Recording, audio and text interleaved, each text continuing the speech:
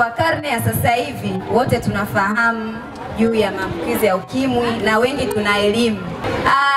Dhumuni kubwa ya kuadhimisha sikukuu ya leo kidunia huaga inakuwaga mara kwa mara kwa ajili ya kuendelea kuhamasisha, lakini pia kutoa elimu hata namna ambavyo tunaweza kwa ambao wanaishi na virusi vya ukimwi ni namna ambavyo wanatakiwa kufanya, lakini pia kuhamasisha watu kuendelea kujitokeza kupima, kuendelea kuhamasisha hata kina mama wajawazito, kina mama walio na watoto na baadhi yetu hata wanaume jinsi ya kujitokeza kupima na kuweza kuishi na VVU. Kwa sababu kwa sasa hivi sote tunajua kwamba ugonjwa huu ndio upo, lakini tunaweza tukaishi, maisha yanaweza kaendelea kama kawaida. Kwa hiyo niko hapa kuwasihi na kuhamasisha, jamani, tuendelee kujitokeza.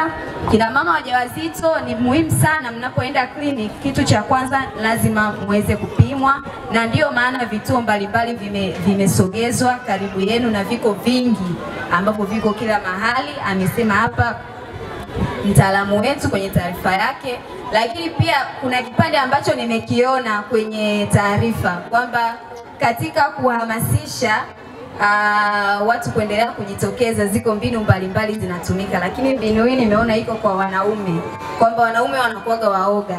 Kama binti unaweza ukawa umepata mwenza wako lakini mkasema kwamba hivi twende tukapime, mwenzako akagoma au akafanya, lakini ziko mbinu mbalimbali. Hata mtaalamu wetu amesema hapa maeneo ya makazi na nini, mnaenda mnawahamasisha na vitu kama hivyo.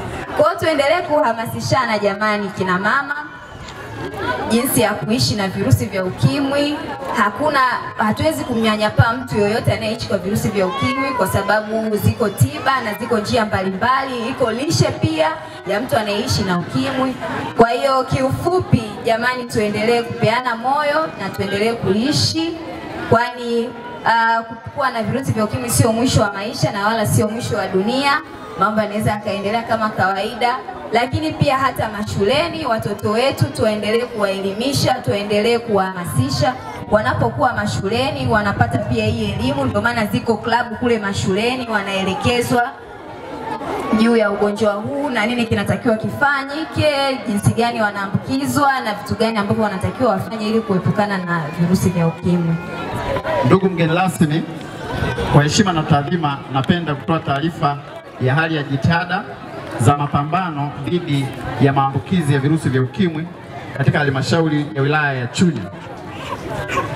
Hali ya maambukizi ya virusi vya ukimwi. Kwa mujibu wa takwimu za mwaka 2024 kutoka ofisi ya mganga mkuu mkoa wa Mbeya, kiwango cha maambukizi ya virusi vya ukimwi katika mkoa wa Mbeya kimebaki miongoni mwa viwango vya juu kitaifa.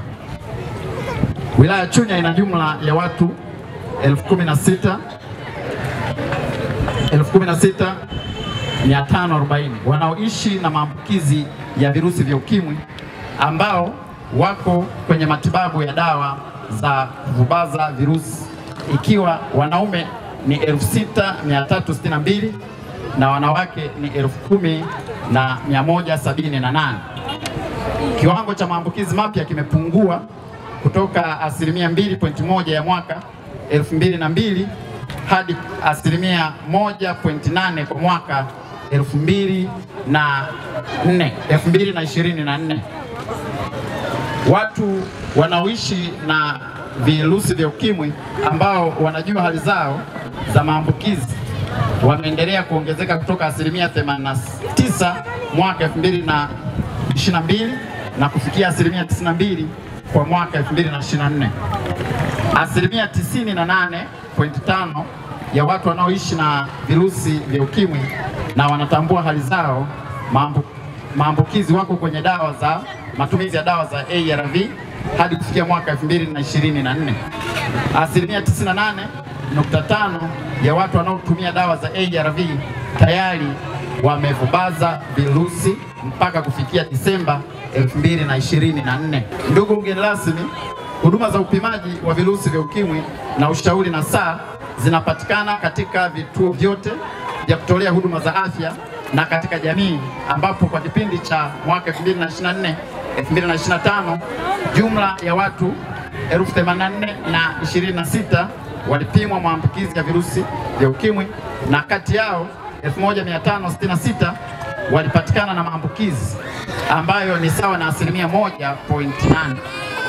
Mikakati mbalimbali inayotumika katika kuhakikisha huduma za upimaji zinawafikia wahitaji wote ni pamoja na kuongeza mbinu mbalimbali za upimaji kwa wanaume kama vile programu za mahala pa kazi, kampeni zinazojumuisha magonjwa yasiyoambukiza, kupima na kuchunguza magonjwa yasiyoambukizwa kwenye kliniki za wajawazito, kuendelea na upimaji binafsi wa virusi vya ukimwi na ukusanyaji wa takwimu na taarifa kwa wakati.